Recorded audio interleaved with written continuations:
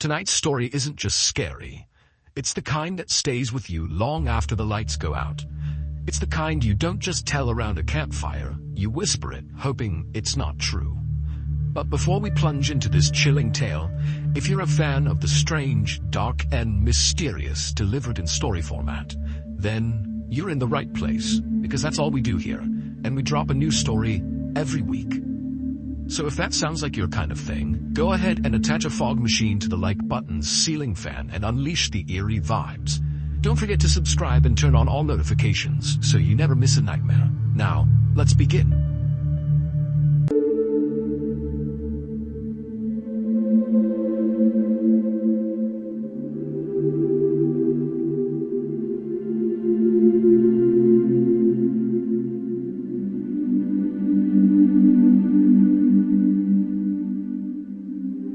On the afternoon of Sunday, February 25th, 1855, a 48-year-old woman named Hannah Rallinson, along with her husband and a group of her friends, walked quickly down a road in Sheffield, England. As they walked, the entire group was totally silent because they were terrified of what was going to happen next. Behind Hannah and her friends on this road was actually another slightly larger group of people that were keeping pace with Hannah and her friends. They were actually going to the same place as them, except this second group had no intention of going inside that building. They were just there to see what happened. Now, Hannah and her friends were totally offended and annoyed by this group that was following them, but they knew there was nothing they could do, and so they just kept on walking in silence. And as Hannah walked in silence, she couldn't help but think to herself, how in the world did I get into this position? At the time, Sheffield, England was a big industrial city with lots of metalworking factories all over the place. And so loads of people at the time were coming to Sheffield to work in those factories. And as the population increased in Sheffield, the city began building all these tenement apartments, which are kind of like these low-quality, cramped, interconnected apartments that are basically cheap and easy to make and house lots and lots of people. Hannah and her husband lived in one of these tenement apartments, and they worked in one of the metalworking factories, which meant their lives were pretty rough and difficult. But recently, their lives had become even more challenging when their oldest son had died in a coal mining accident. And this totally devastated the parents, but Hannah definitely took it the worst. In her grief, Hannah became very antisocial and began just going to the factory and doing back-breaking labor all day, and then came straight home. She would go to a room by herself, and she would just sit there all night and pray and try to communicate with her dead son. Now, at first, Hannah's husband basically did the same thing as Hannah. He put all of his energy and his time and his focus on work, even though it was totally backbreaking and miserable, mainly because it was a distraction from this terrible grief he was dealing with. But after several weeks and months went by, Hannah's husband did begin to kind of get back to normal and began to move forward with his life. But he could see Hannah was not doing that. Hannah was totally depressed and isolated, and so he eventually encouraged her to start going back to church and start spending more time with people there, make some new friends, and hopefully being around some people will help you cope with this tragedy. And Hannah had actually taken her husband's advice. She began going back to church. She made a bunch of new friends. She rekindled old relationships. And before long, she was getting that support, and it was helping her kind of move through this grieving process. But, ironically, it was this new church support group that had thrust Hannah into a new horrible situation, one that was playing out on the streets of Sheffield, England, as Hannah, her husband, and her church friends speed-walked down the road with this big group following behind them. And so in this group of people with Hannah was obviously her husband, as well as her closest friend from church, whose name was Harriet Ward. And then also there was 3 members of the Favell family. That was Mr. and Mrs. Favell, as well as Mrs. Favell's sister. And all of them were headed to the tenement apartment on Campbell Lane, where Harriet Ward and the Favell family lived together. Hannah and her group, and the second group that was following them, all came from the same place. They all went to the same church. And that day, for the previous 2 hours before they all took to the streets here, they had been having this really heated argument about what to do about Harriet and the Favell family's basement. Or, more specifically, what to do about what was in their basement. Some parishioners said that Harriet and the Favell family were just totally making up what was going on in their basement. But other parishioners believed them and said that that basement was so dangerous, nobody should go in it. In fact, we should just board up that basement permanently, or we should just level the entire tenement apartment building. And when that idea began gaining some traction, that lots of people in the church began saying, yeah, let's block off the basement or knock the apartment down, the Favell family and Harriet, who lived in this apartment building and did not want to, permanently block off segments of it or knock it down, they got so angry that they just stood up and left. And at this point, Hannah and her husband just got up and left with their friends.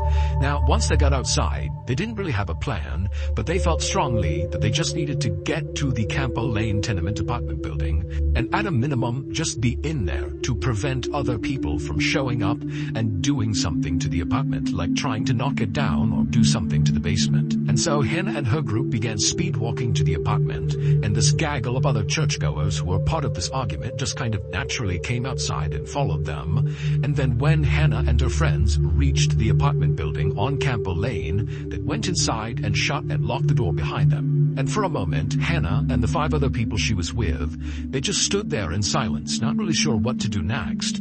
But eventually, one of them said, "We gotta do something about the basement, because if we don't, the people outside will."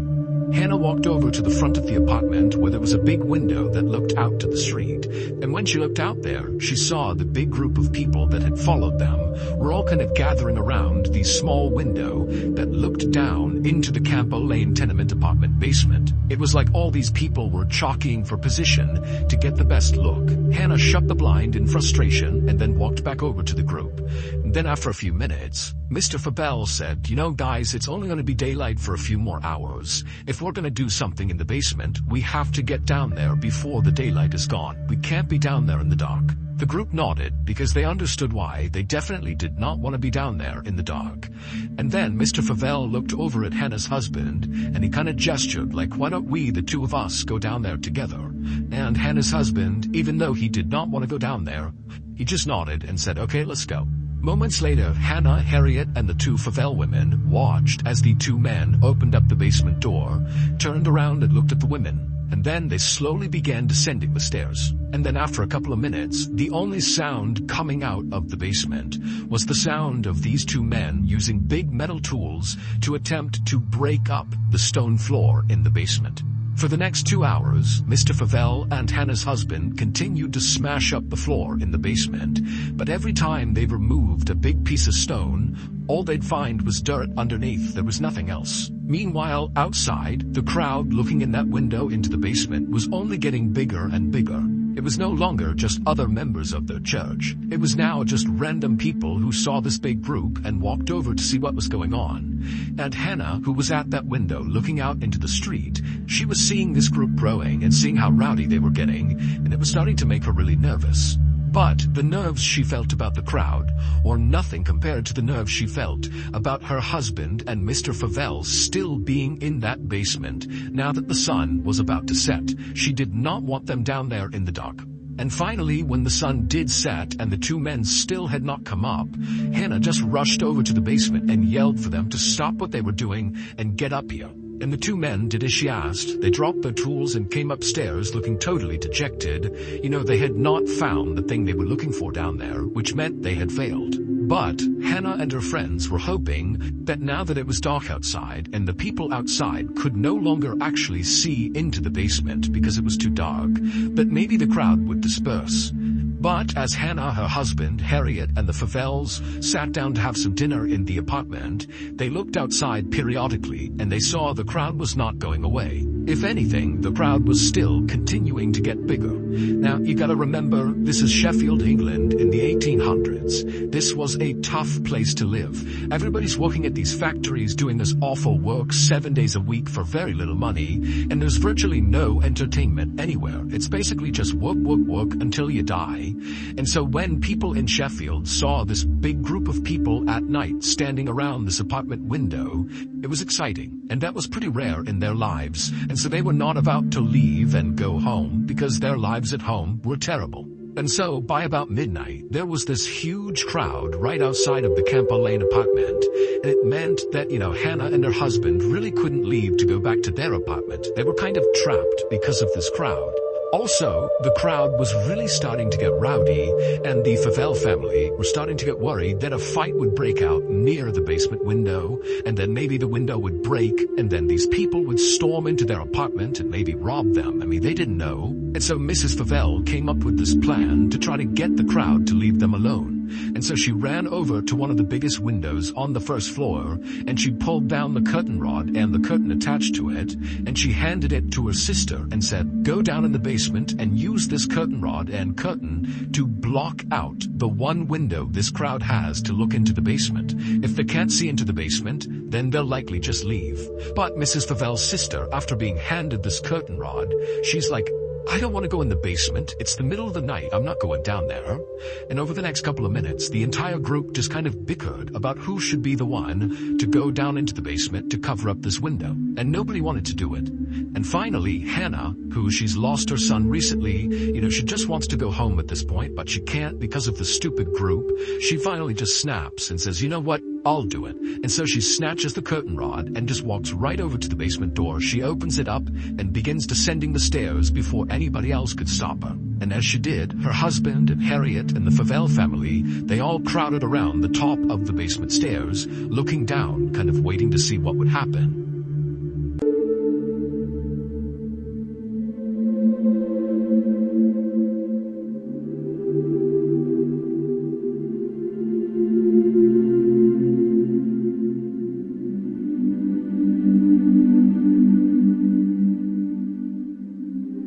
And so they all heard as Hannah turned the corner and walked over to that window, and they could hear her kind of messing around with the curtain as she put it in place. And then, even though they could not see her down there, because the basement's totally dark, they can't see the window, they heard Hannah call out that she was done. She had put the curtain up, it's blocked, and now she was going to come back upstairs. But after she yelled to them that she was coming back up, it went completely silent in the basement. And for like 5, 6, 7 seconds, all the people at the top of the stairs are waiting anxiously for Hannah to turn the corner and come up the stairs to safety. But then this tense silence was broken with a horrible scream coming out of the basement. It was Hannah, and then silence again. And at this point, Hannah's husband, he's like, "Oh my God, something's happened." And he charges down the stairs, and he looks over, and he sees Hannah is lying on the ground motionless. There's nothing else in the basement. It's just his wife in this covered up window. And so he runs over, he scoops her up, and he runs her back upstairs, and he lays her on the ground right outside of the basement door. And then he began to shake her to try to wake her up. But she wasn't waking up. However, it was clear she was still breathing, and so Harriet ran and got a wet towel, and she came back and she kneeled down next to Hannah, and she placed the towel on Hannah's forehead, hoping this wet towel would revive Hannah.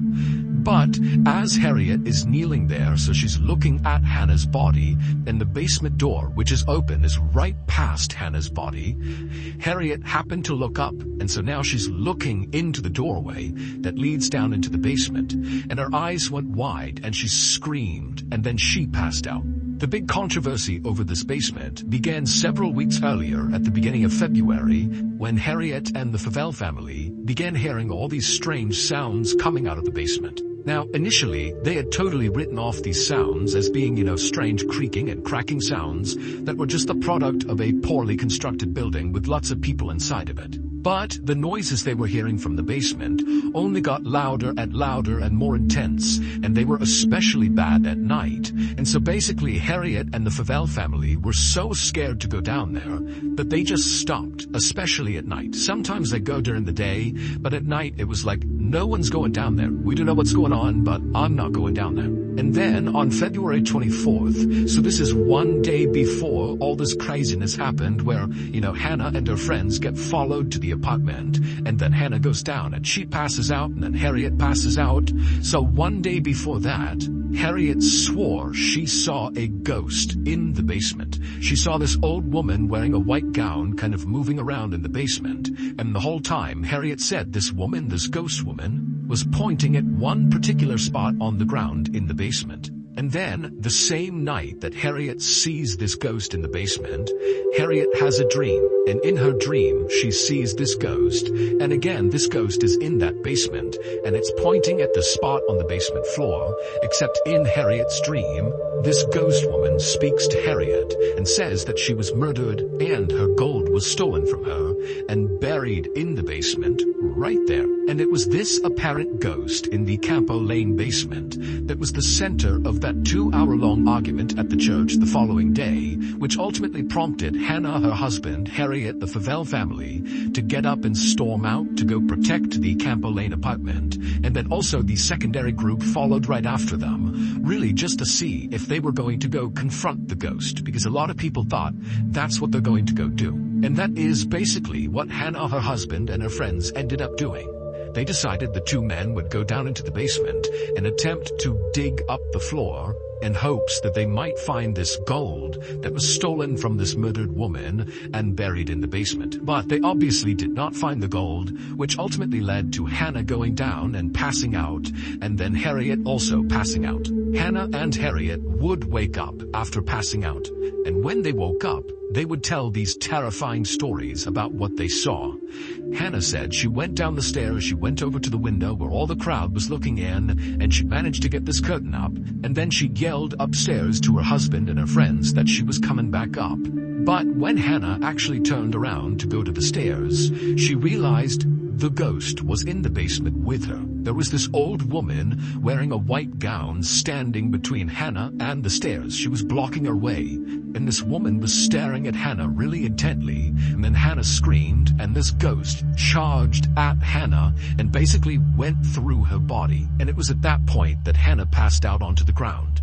As for Harriet, when she came to, her story was even more terrifying. Harriet said after she placed that wet towel on Hannah's head, she looked up and she saw the woman in white walking up the stairs staring directly at Harriet. And Harriet, she froze and kind of leaned back and just stared at this woman. And the woman, she came right to the top of the stairs. She stopped in the doorway, and then she opened up her mouth grotesquely wide and just continued to stare directly at Harriet. And then with slow, trembling hands, the woman began taking off her nightgown, which eventually fell to the ground, and Harriet saw this woman was covered in cuts and gashes all over her chest and neck. And then Harriet let out a scream, and she passed out too. Not long after Hannah and Harriet both came to and told their horrible stories, the police arrived outside and dispersed the big crowd, which meant Hannah and her husband could finally leave and go back to their own apartment, and they would. But just 12 hours later, Hannah would die. The Sheffield coroner held an inquest into Hannah's death, but he could find no scientific explanation for why Hannah actually died. And so on her death certificate, it basically says she died of fright. She was literally scared to death. Following Hannah's very bizarre and basically unexplained death, Harriet, who would survive, and the Favell family, they just moved out. They could not stand to be at that apartment any longer. And then also many more people who lived inside of this tenement apartment building on Campo Lane, they also moved out because again, it was just too terrifying to be near this basement. To this day, we still don't have a better explanation for what happened to Hannah. She was in good health, all things considered, when she died, and so really this didn't make any sense. And so this case still is one of the only in recorded history where somebody apparently died just from getting scared. Late one night in the spring of 1937, a young woman stumbled into her New York City apartment building, drunk from a long night of partying with friends. She made her way up the steps and reached her apartment door, and after she opened it up, she stepped inside and her little dog ran up to say hello, so she gave her dog a pet, and then she walked towards her bedroom. At the moment she stepped foot into that pitch-black bedroom, something just felt off. It was too quiet. But before she could figure out why that was, something heavy came flying out of the darkness and hit her on the face. And for a moment, the woman just stood there stunned. And then a second later, something else emerged from the darkness. 2 hands.